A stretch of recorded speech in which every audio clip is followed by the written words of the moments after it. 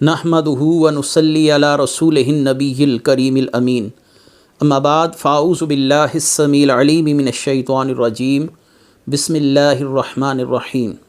قال اللہ تبارک و تعالی فی القرآن الحکیم ان اللہ وملائکتہ یصلون علی النبی یا ایہا الذین آمنوا صلوا علیہ وسلموا تسلیما الصلاۃ والسلام علیک یا رسول اللہ وعلی آلک و اصحابک یا نبی اللہ۔ اللہ تعالیٰ کی بے حد و حساب حمد و ثنا جان عالم وجہ تخلیق کائنات حضرت محمد مصطفیٰ صلی اللہ علیہ وسلم اور آپ کے جمیع آل و اصحاب کی بارگاہ ناز میں درود و سلام کے نذرانوں کے بعد میرے دینی اور یقینی دوستوں، بزرگوں اور بھائیوں، آج کا ہمارا یہ جو کلپ ہے وہ عظمت صحابہ کے حوالے سے پیش کیا جا رہا ہے۔ اس کا پس منظر بھی آپ کو بتانا ضروری ہے، اس کے بعد میں اپنے اصل موضوع کی طرف لوٹوں گا۔ جیسا کہ آپ کے علم میں ہے کہ صحابہ اکرام رضوان اللہ تعالی علیہم اجمعین کی ذوات مقدسہ ہمیشہ سے اہل اسلام کی نظر میں انتہائی محبت اور ادب کے ساتھ دیکھی گئی ہیں۔ ان ذوات مقدسہ کو اسلام کے اندر ایک بنیادی مقام حاصل ہے۔ صحابہ اکرام کی شخصیات،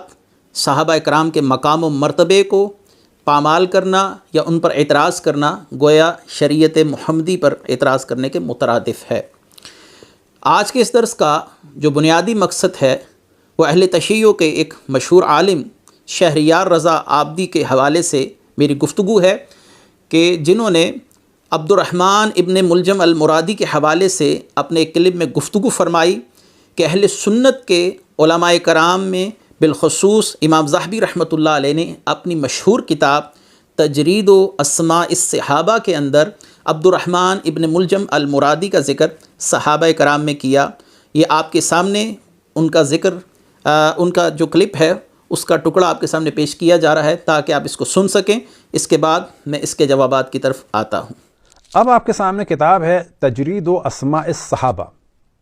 الحافظ شمس الدین ابو عبداللہ محمد بن احمد بن عثمان بالقائماز ذہبی، شیخ ذہبی کی جلد نمبر ہے 1 اور صفحہ نمبر ہے 356، اور اصحاب کی جو پوری فہرست انہوں نے بیان کی ہے اس میں ان کا نمبر ہے 3782۔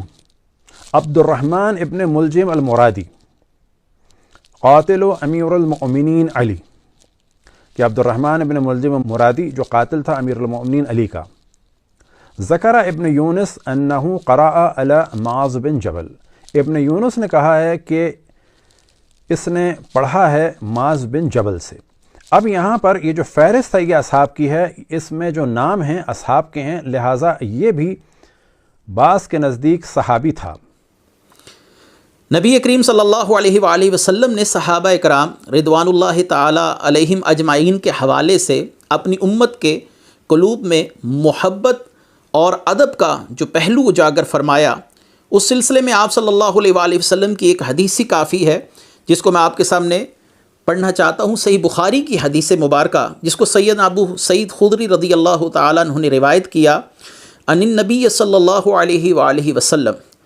قال یأتی علی الناس زمان یغزون فیقال هل فیکم من صاحب الرسول صلی اللہ علیہ وسلم فیقولون نعم فیفتح لهم ثم یغزون فیقال لهم هل فیکم من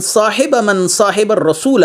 فیقولون نعم فیفتح لهم او کما قال رسول اللہ صلی اللہ علیہ وسلم۔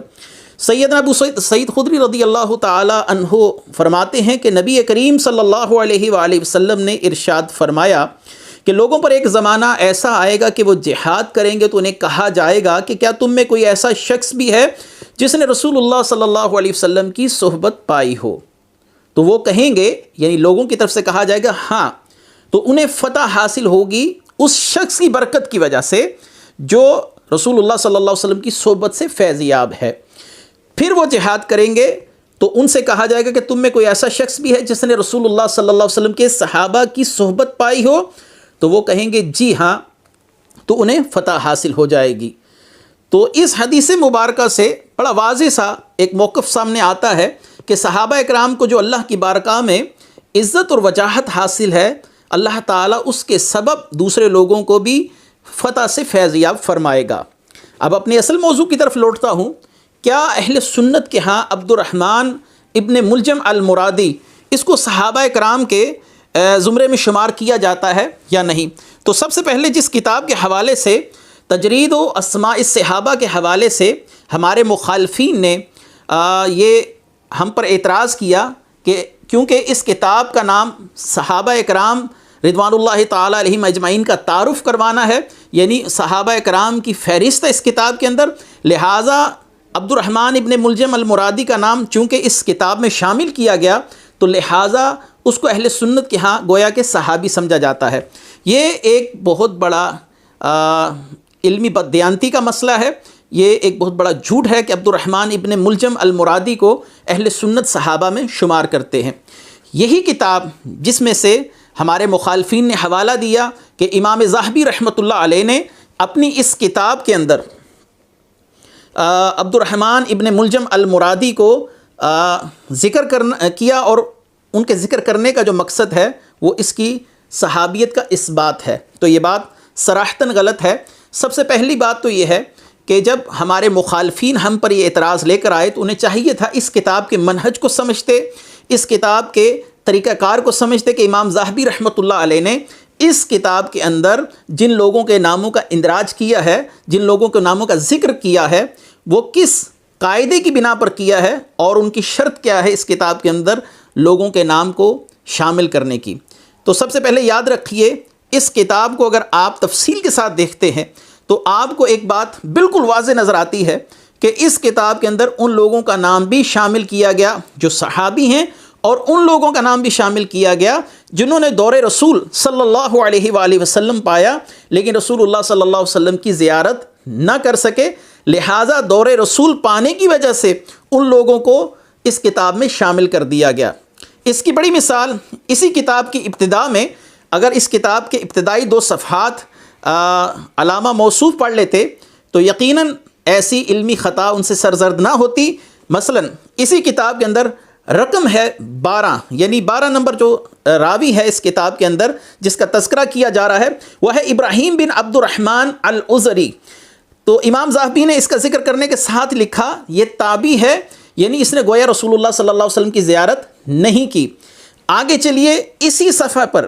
یعنی ابتدائی 2 صفحات کو اگر انسان غور و فکر سے دیکھ لے تو اس پر اس کتاب کا منہج واضح ہو جاتا ہے۔ اگلا راوی ہے ابراہیم بن عبید بن رفاع الزرقی۔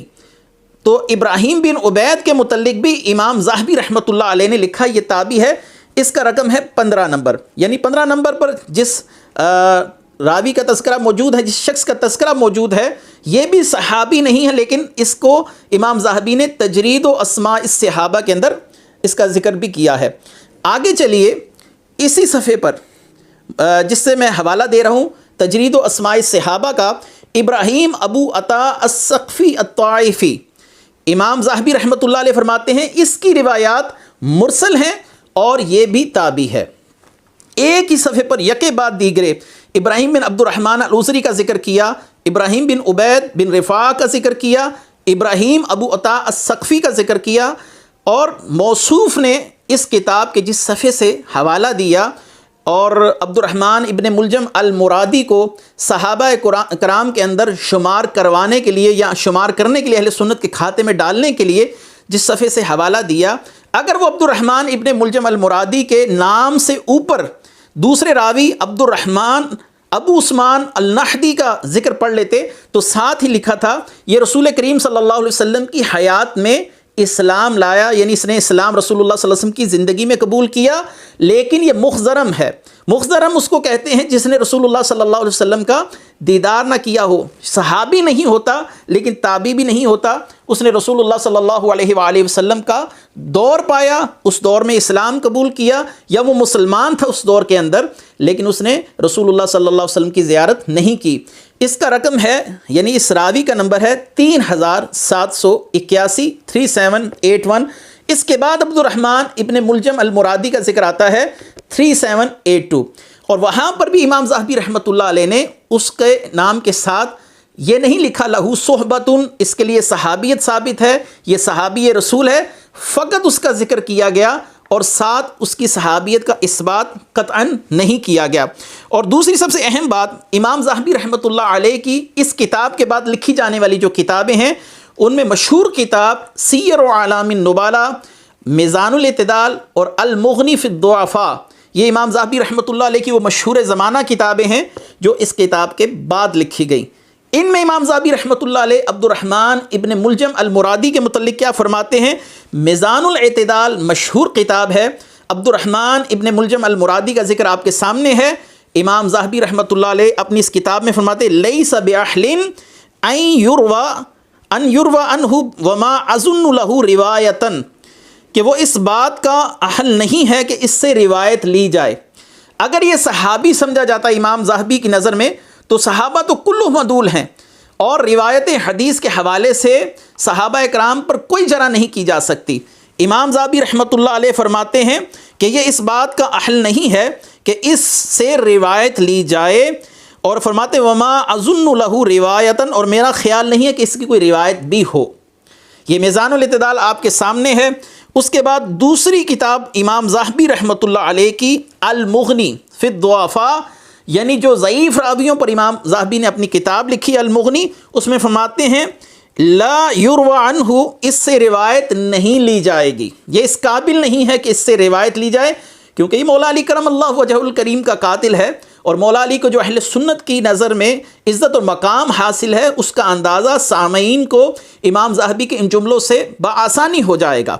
اس کے بعد المغنی کے بعد سیر و اعلام النبلاء، امام ذہبی رحمۃ اللہ علیہ اپنی کتاب سیر و اعلام النبلاء میں لکھتے ہیں عبد الرحمن ابن ملجم المرادی، یہ حضرت علی رضی اللہ تعالیٰ عنہ کا قاتل ہے، قاتل علی رضی اللہ تعالیٰ عنہ خارجی، یہ خارجی مذہب سے تعلق رکھتا تھا، یہ جھوٹ بولنے والا تھا۔ اور آگے چل کر اسی تذکرے کے آخر میں امام ذہبی رحمۃ اللہ علیہ فرماتے ہیں ہم اہل سنت کے ہاں ہم امید رکھتے ہیں کہ یہ جہنم میں جائے گا، یا ہم اس کے لیے جہنم کی امید رکھتے ہیں جو اس نے عمل کیا۔ حضرت علی رضی اللہ تعالیٰ عنہ کی شہادت کا معاملہ اس سے وقوع پذیر ہوا۔ اور میں نے جو گفتگو کی کہ امام ذہبی نے اس کتاب میں ان لوگوں کا تذکرہ بھی کیا جنہوں نے رسول اللہ صلی اللہ علیہ وسلم کا دور پایا، اس حوالے سے میں اپنا آخری حوالہ امام ابن حجر اسقلانی رحمۃ اللہ علیہ کی مشہور کتاب الاصابہ فی تمییز الصحابہ کے اندر سے پیش کرتا ہوں، اور اس حوالے سے یہ سارا مسئلہ بے غبار ہو کے رہ جائے گا کہ امام ذہبی رحمۃ اللہ علیہ نے اس کا تذکرہ اپنی کتاب تجرید و اسماء الصحابہ میں کیوں کیا۔ اس میں جو شخص ہے کنانہ بن بشر کا تعارف آپ کے سامنے آ رہا ہے، آپ اس کو غور سے دیکھیے، میں اس کا ترجمہ پڑھ دیتا ہوں کہ کنانہ بن بشر کے متعلق علامہ ابن حجر اسقلانی فرماتے ہیں کہ ابن یونس کا قول ہے کہ فتح مصر میں شریک ہوا، فلسطین میں 36 ہجری میں اس کا قتل ہوا، اور یہ ان لوگوں میں شامل ہے جنہوں نے حضرت عثمان غنی رضی اللہ تعالیٰ عنہ کو شہید کیا۔ تو ایسا شخص کنانہ بن بشر، اس کا میں نے ذکر اپنی کتاب میں کیوں لکھا اور کیوں کیا؟ علامہ ابن حجر اسقلانی رحمۃ اللہ علیہ کی عبارت آپ کے سامنے ہے۔ آپ فرماتے ہیں کہ ذہبی نے عبد الرحمن ابن ملجم المرادی کا ذکر کیا ہے کیونکہ اس نے نبوت کا زمانہ پایا ہے، لہو ادراکن، اس نے زمانہ نبوت پایا۔ یہ وہی بات ہے جو میں پہلے آپ سے عرض کر چکا کہ امام ذہبی نے اپنی کتاب تجرید و اسماء الصحابہ میں ان لوگوں کا بھی ذکر کیا اگرچہ وہ صحابی نہیں ہیں لیکن انہوں نے دور رسول پایا، کیونکہ اس نے نبوت کا زمانہ پایا ہے۔ اور آگے فرماتے ہیں کہ مناسب ہے کہ ان دونوں سے صحابہ کے بارے میں لکھی گئی کتابوں کو پاک کیا جائے یا کتابیں پاک ہوں، یعنی کنانہ بن بشر کا ذکر بھی صحابہ پر لکھی گئی کتابوں میں نہیں ہونا چاہیے، اور عبد الرحمن ابن ملجم المرادی کا تذکرہ بھی صحابہ پر لکھی گئی کتابوں میں ہونا یہ مناسب نہیں ہے۔ فقط اس لیے کیا گیا عبد الرحمن ابن ملجم المرادی کا تذکرہ کیونکہ اس نے دور رسول پایا ہے، صحابی ہے، یہ اپنی طرف سے حاشیہ آرائی ہے، ایک علمی خیانت ہے، اور اس پر اگر علمی لحاظ سے ان دلائل اور ان قرائن و شواہد کو دیکھا جائے تو یہ مسئلہ بالکل واضح ہو جاتا ہے کہ عبد الرحمن ابن ملجم المرادی کو صحابہ میں شمار کرنا یہ اہل سنت کے سر ایک الزام ہے۔ اللہ تعالی ہمیں علم کے ساتھ معاملات کو سمجھنے کی توفیق مرحمت فرمائے، اور ہدایت کے راستے پر چلنے کی توفیق عطا فرمائے۔ وآخر دعوانا ان الحمد للہ رب العالمین۔